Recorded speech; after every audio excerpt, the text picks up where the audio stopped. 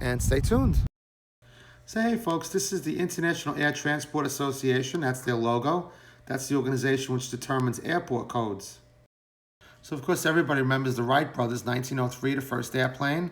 The original flight field, First Flight Aviation Field, FFA. So a lot of the old airports or places where airports were built, they actually had weather devices there to determine the weather. So they had pretty much airport codes. So LA was LA and Phoenix was Phoenix.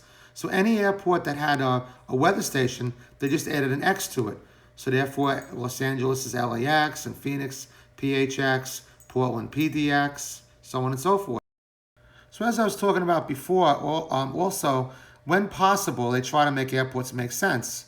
So obviously Boston Airport is BOS, and Seattle is SCA, Minneapolis St. Paul, MSP, and Raleigh-Durham, North Carolina is RDU.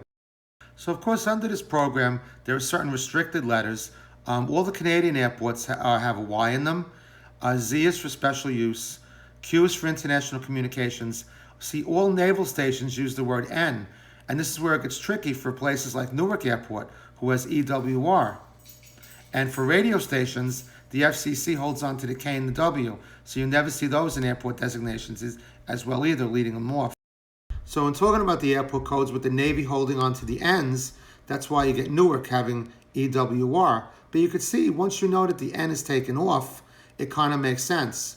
Norfolk is ORF. You see where that comes in, the ORF. So it's basically they're taking the N off the first one. And of course, Nome, Alaska is OME. So here we are again in the case of MCO. You see right there, that's Colonel Michael Norman McCoy. A lot of times famous military pilots, the airports will be named after them. So you see Spokane is a similar thing with GEG, Major Harold Geiger.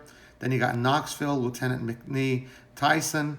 And like we're talking about, Orlando, Florida, MCO, Colonel Michael Norman McCoy, the one who the airport is named after. And that's a famous picture of Colonel McCoy. Just to give you an idea, put a face behind the name.